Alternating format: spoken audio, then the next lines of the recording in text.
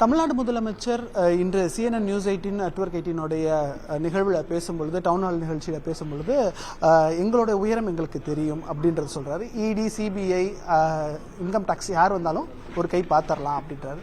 Prime minister வரணும், அமித்ஷா வரணும், கவர்னரை மாற்றக்கூடாது அப்படின்றதையும் சொல்கிறார். எப்படி பார்க்குறீங்க?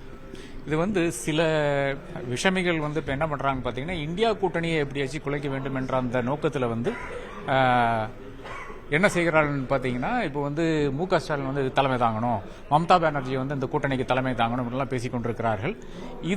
இந்த குழப்பத்தை சிலர் விரும்புகிறார்கள். குறிப்பாக பார்த்தீங்கன்னா, இப்போ திரிணாமுல் காங்கிரஸ்ல எடுத்துட்டீங்கன்னா, ஆமாம்மா மம்தா பானர்ஜி தான் முக்கியமான தலைவர், அவங்க தான் லீட் பண்ண வேண்டும் என்றெல்லாம் பேசிக்கிறார்கள். ஆனால் திமுக இருந்து அப்படி ஒரு குரல் கூட வரவில்லை என்பதுதான் முக்கியமான ஒரு விஷயமாக நான் காண்கிறேன்.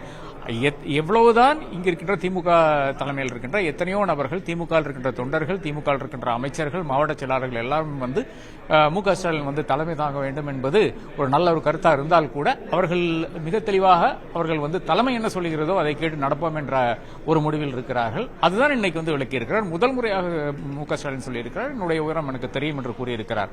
இதுதான் என்னை பொறுத்தவரை அவருக்கு மிக நன்றாக தெரியும்.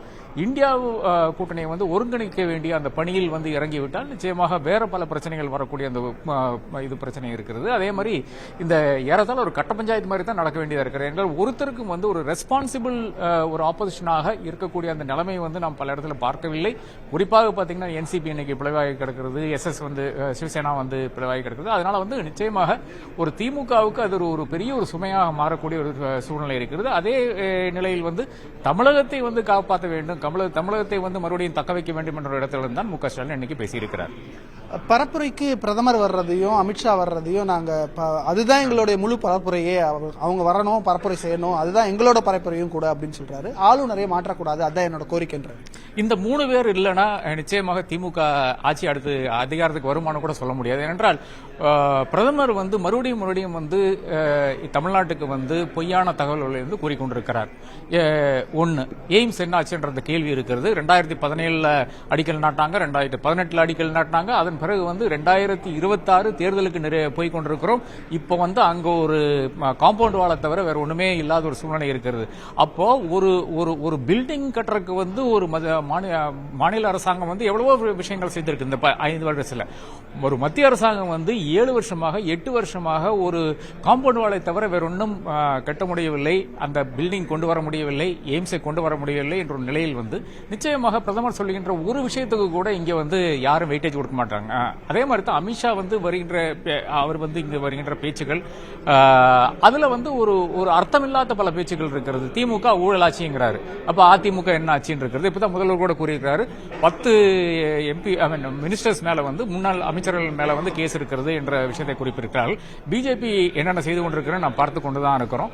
அதே மாதிரி தான் RN ரவி நிச்சயமாக மாற்றவில்லை என்றால் நிச்சயமாக திமுக அது பெரும் பலமாகத்தான் இருக்கும். ஏனென்றால் அந்த அளவுக்கு அடாவடித்தனம், அந்த அளவுக்கு ஒரு கவர்னர் என்னென்ன செய்யக்கூடாதோ, ஹிந்துலேயே எவ்வளவோ தலையங்கள் எழுதியிருக்கிறார்கள் எல்லா பத்திரிகைகளும். இன்ஃபேக்ட் பிஜேபிக்கு ஒத்தாசை செய்கின்ற பத்திரிகைகள் கூட அவுட் ஆஃப் டிஸ்கஸ்ட் அவருக்கு எதிராக தலையங்கம் எழுதக்கூடிய ஒரு நிலையில் இருக்கிறார்கள். ஐடி, இடி, அதே போல சிபிஐ யார் வேணாலும் வரட்டும், ஒரு கை பாத்திரலான்றதுக்கும் அதுதான் காரணமா? நிச்சயமா அதுதான் காரணமாக நான் கருதுகிறேன். ஏனென்றால் ஐடி, இடி, சிபிஐ எல்லா இடத்திலையும் விநியோகம் செய்யப்படுகிறது. ஏதோ ஒரு ரீட்டைல் ஷாப் மாதிரி உட்கார்ந்து வேலை பண்ணி கொண்டு இருக்கிறார். அதாவது ஒரு தேர்தல் விட்டால் கடகடன் கடையை போட்டு ஒரு திருவிழாக்கு பண்ணுவாங்க இல்லையா, ஒரு கடையை போட்டு டப்புன தேர்தல் முடிஞ்சோன்னா அதை எடுத்துருவான். ஏறத்தாலும் அதே மாதிரி தான் ஐடி, இடி, சிபிஐ செயல்பட்டு கொண்டிருக்கிறது. அது கூட இப்ப புதுதாக ஒன்று ஆட் பண்ணியிருக்காங்க. முன்னால சிஎம் அதை பத்தி பேசியிருக்கிறாரு. CBFC, Central Board of Film Certification, இதை அனைத்தையும் வச்சு ஒடுக்க வேண்டும், ஒரு மக்களை கண்ட்ரோல் பண்ண வேண்டும் என்று நினைத்துக் கொண்டிருக்கிறார்கள். அது தமிழ்நாட்டில் சாத்தியமாகாது என்றுதான் நான் கருதுகிறேன். இந்தியா கூட்டணிக்கு தலைமை, அதே போல சிபிஐ இந்த விசாரணை கமிஷன்கள் குறித்தெல்லாம் முதலமைச்சர் பேசியதற்கு மூத்த பத்திரிகையாளர் ராதாகிருஷ்ணனின் கருத்துக்களை கேட்டோம். ஒளிப்பதிவாளர் நிர்மலுடன் நியூஸ் 18 தமிழ்நாடு செய்திகளுக்காக சுபாஷ்.